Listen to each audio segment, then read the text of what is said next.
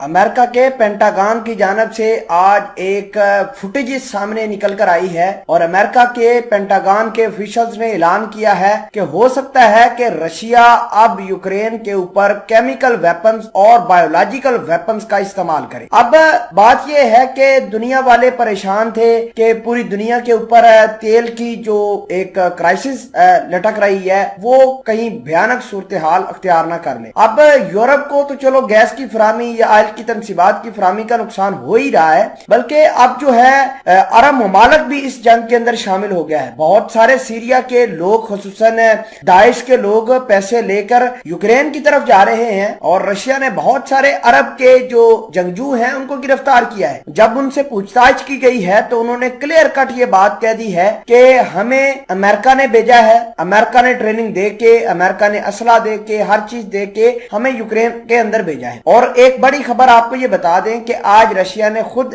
اس بات کا انکشاف کیا ہے کہ ہمارے پچھلے 24 گھنٹوں کے دوران 4 ہیلی کاپٹر گر کر تباہ ہو گئے ہیں اور ان ہیلی کاپٹرز کو یوکرین کی فوجیوں نے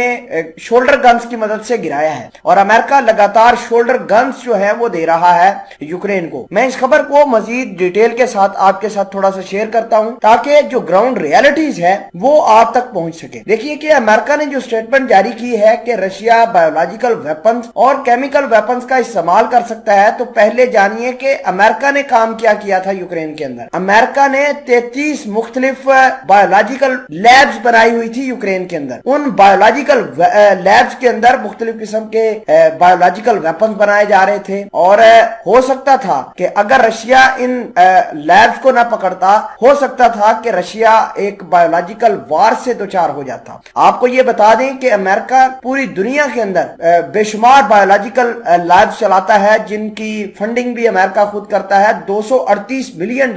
یہ سالانہ صرف اور صرف ان لیبز کو فراہم کرتا ہے تاکہ ان لیبز کے اندر مختلف قسم کے وائرسز بنا کر دنیا کی مختلف آبادی کو مختلف بیماریوں سے دوچار کر سکے۔ اب الٹا امریکہ نے ہی رشیا کے اوپر الزام لگا دیا ہے کہ ہو سکتا ہے کہ رشیا کیمیکل ویپنز کا استعمال کرے یوکرین کے اوپر یا بایولوجیکل ویپنز کا استعمال کرے۔ آپ کو یہ بتا دیں کہ تاریخ ہمیں یہ بتاتی ہے کہ سیریا کے اندر رشیا نے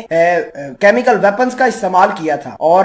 سیریا کے اندر ہی نہیں بلکہ اسرائیل بھی کرتا رہا ہے، لبنان کے اندر، سیریا کے اندر اور مختلف جگہوں کے اوپر کیمیکل ویپنز کا استعمال ہوتا رہا ہے۔ جب سیکنڈ ورلڈ وار شروع ہوئی تو نازیز نے اپنے دشمنوں کے خلاف زہریلی گیسوں کا استعمال کیا تھا۔ تو یہ بات کہنا کہ کیمیکل ویپنز استعمال نہیں ہو سکتا تو یہ بالکل بات غلط ہے۔ امریکہ کے اسٹیٹ ڈپارٹمنٹ اور ان کے پینٹاگان والے یہ کہہ رہے ہیں کہ ہم نے تھرمو بیرک وہیکل دیکھا ہے، تھرمو بیرک راکٹ لانچر دیکھا ہے یوکرین کے اندر جو کہ رشیا کا ہے۔ اب تھرمو بیرک ویپنز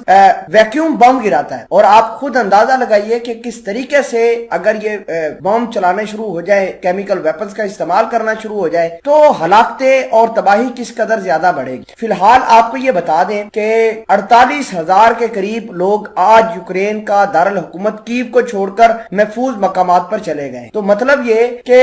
یوکرین کے اوپر کیمیکل ویپنز کے اٹیک کا واقع ہی خدشہ ہے، کیونکہ جس طریقے سے اگریسیولی رشیا اور رشیا کے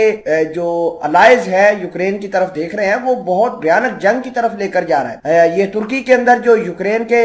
وزیر خارجہ اور رشیا کے وزیر خارجہ کے درمیان بات ہوئی تو اس بات چیت کے اندر بھی یہ مدعا اٹھایا گیا کہ کیمیکل ویپنز استعمال نہ کریں، لیکن رشیا نے یہ بھی یوکرین کو بلیم کیا کہ آپ جو ہے